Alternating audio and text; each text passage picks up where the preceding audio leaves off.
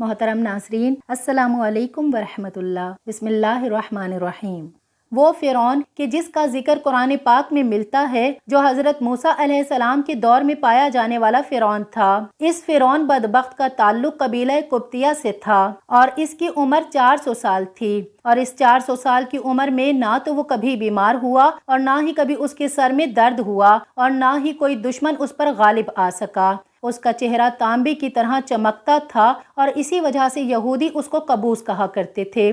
فرعون بادشاہ بننے سے پہلے محنت مزدوری اور تجارت کیا کرتا تھا۔ ایک دن یہ محنت مزدوری سے تنگ آ کر بازار کی طرف نکلا اور وہاں پر اس کی ملاقات حامان سے ہو گئی، اور دیکھتے ہی دیکھتے ان دونوں بدبختوں کی ملاقات دوستی میں بدل گئی۔ یہ دونوں ملعون کام کی تلاش میں شہر کی طرف روانہ ہو گئے، اور ان دنوں شہر میں خربوزوں کی خرید و فروخت کا کام بہت زیادہ تھا۔ اس طرح یہ دونوں بدبخت ایک خربوزے والے کے پاس گئے اور اس سے کام مانگا۔ چنانچہ اس وقت اس خربوزے والے نے ان دونوں سے کہا کہ میرے خربوزے لے جاؤ اور بازار میں جا کر فروخت کرو۔ جب یہ مال تم دونوں فروخت کر لو گے تو میں تمہیں کھانے کے لیے کچھ دے دوں گا۔ اس وقت خربوزے والے کی یہ بات سن کر فرعون نے حامان سے کہا کہ تم یہیں ٹھہرو، میں یہ خربوزے لے جاتا ہوں اور بازار میں فروخت کراتا ہوں۔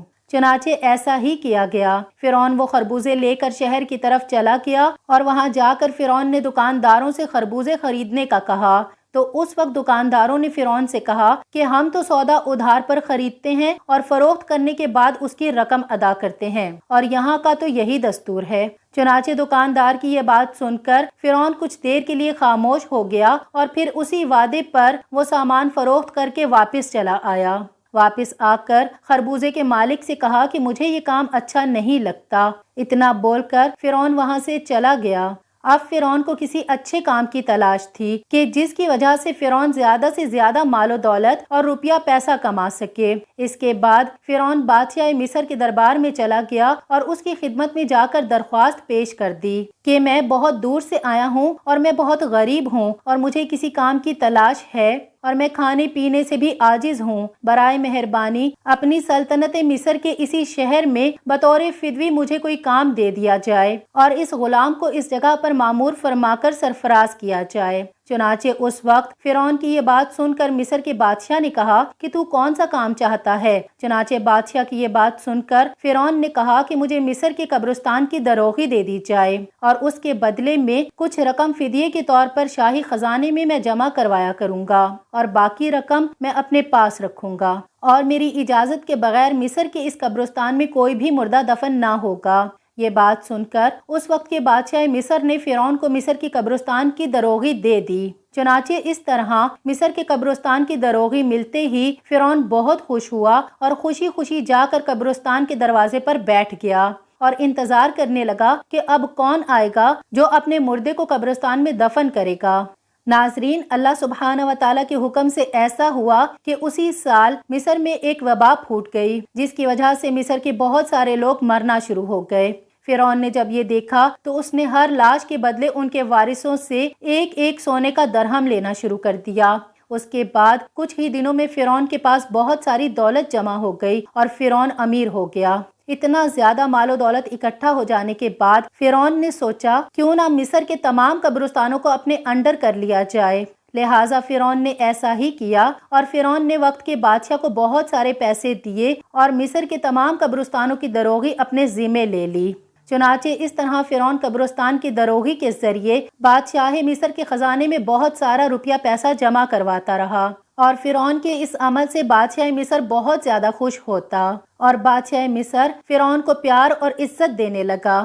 چنانچہ اسی دوران اللہ سبحانہ و تعالیٰ کے حکم سے ایسا ہوا کہ اس وقت مصر کا وزیر مر گیا، اور چونکہ فرعون اس وقت بادشاہ مصر کا بہت زیادہ قریبی بندہ بن چکا تھا، لہٰذا مصر کے بادشاہ نے فرعون ہی کو مصر کا وزیر مقرر کر دیا۔ اقتدار ملتے ہی فرعون اقتدار کے نشے میں بدمست ہو گیا، اور اس نے اپنے بدبخت دوست حامان کو بھی اپنے پاس بلوا لیا اس وقت فرعون اپنے دوست حامان سے کہنے لگا کہ میں چاہتا ہوں کہ میں خدائی کا دعویٰ کروں اور ساری مخلوق مجھ کو خدا مانے اور میری عبادت کرے۔ فرعون کی یہ بات سن کر حامان بہت حیران ہو گیا، اور حامان فرعون سے کہنے لگا کہ اگر تو خدائی کا دعویٰ کرنا چاہتا ہے تو سب سے پہلے بنی اسرائیل کی تمام مخلوق کو اپنے ہاتھ میں لے اور ان کے دل میں اپنی محبت پیدا کر۔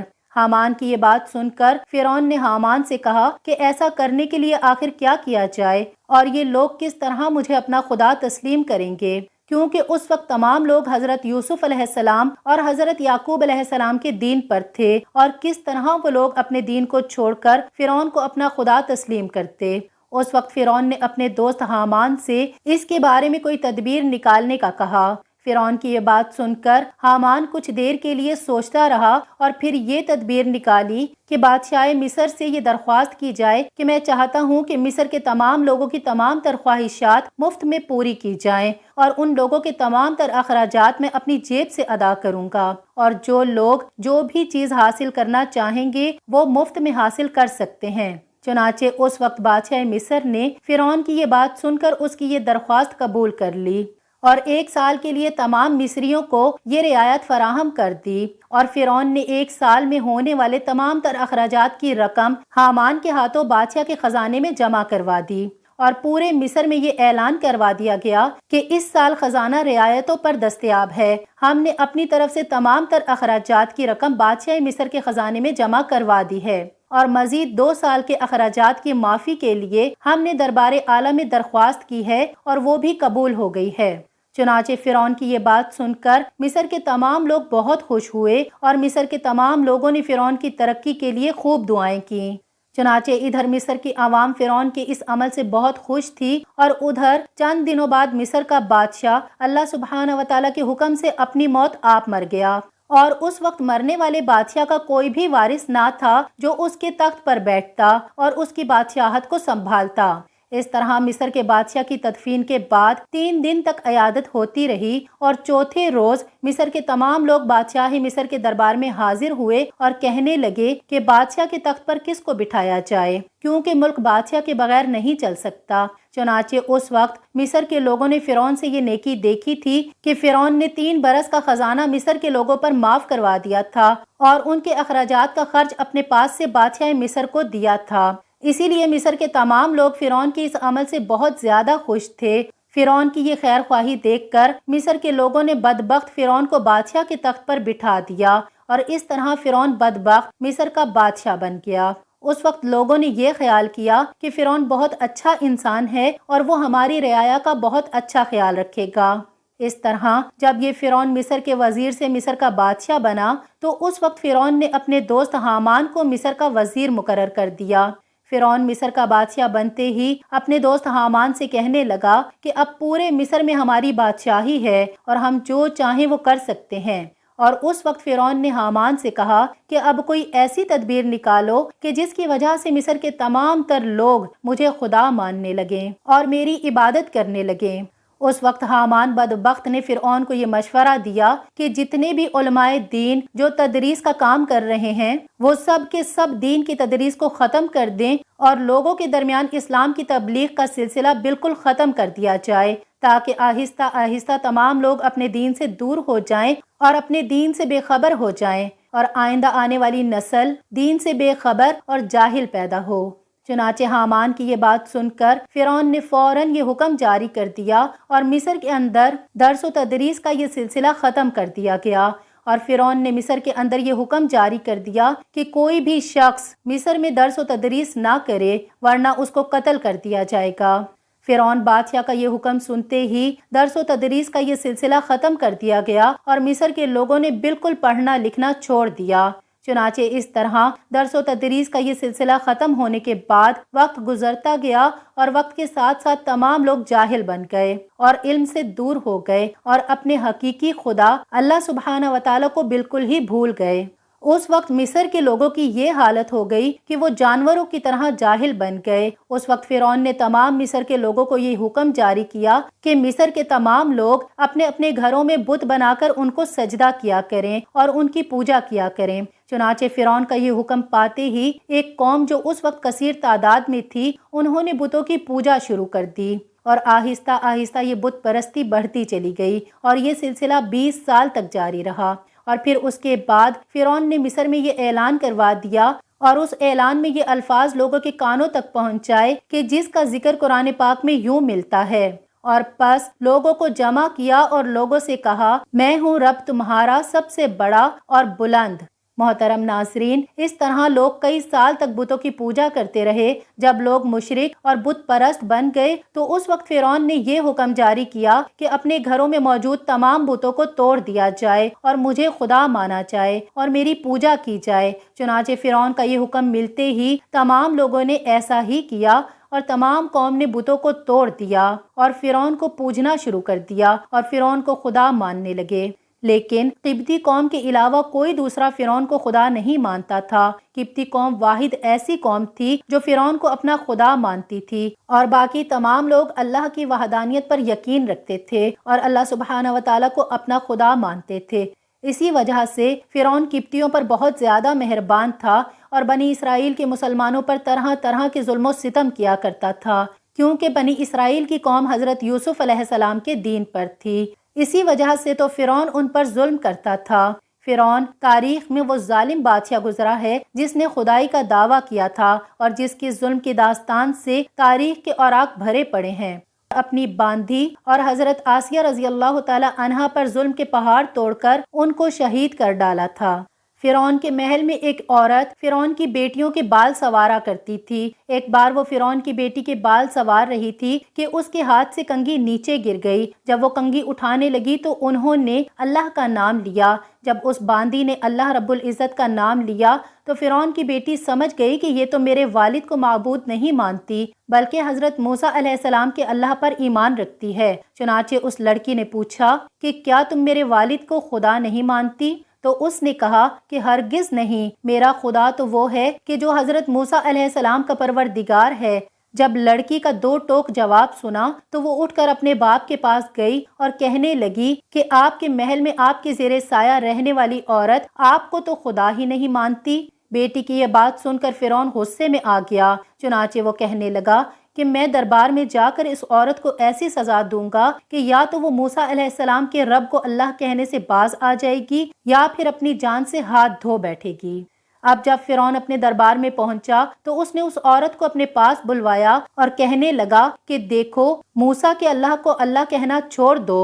تو وہ کہنے لگی ہرگز نہیں۔ تو فرعون نے اس کو بہت ڈرایا دھمکایا، مگر وہ کہنے لگی کہ اب تو جو کچھ کر سکتا ہے کر لے، میں پیچھے نہیں ہٹوں گی۔ ان کا یہ دلیرانہ جواب سن کر فرعون نے اسے اپنی انا کا مسئلہ بنا لیا۔ چنانچہ فرعون نے حکم دیا کہ اس کو زمین پر لٹا دیا جائے، تو انہیں زمین پر لٹا دیا گیا اور پھر حکم دیا کہ ان کے دونوں ہاتھوں میں کیلیں گاڑ دی جائیں۔ چنانچہ ان کے ہاتھوں اور پاؤں میں کیلیں گاڑ دی گئیں تاکہ وہ حرکت نہ کر سکیں۔ اسی دوران وزیر آیا اور اس نے فرعون سے کہا کہ اس کی ایک دودھ پیتی چھوٹی سی بچی بھی ہے، اگر اس کی بیٹی کو اس کے سامنے ہی قتل کر دو تو یہ اپنی مامتا سے مجبور ہو کر آپ کی بات مان جائے گی۔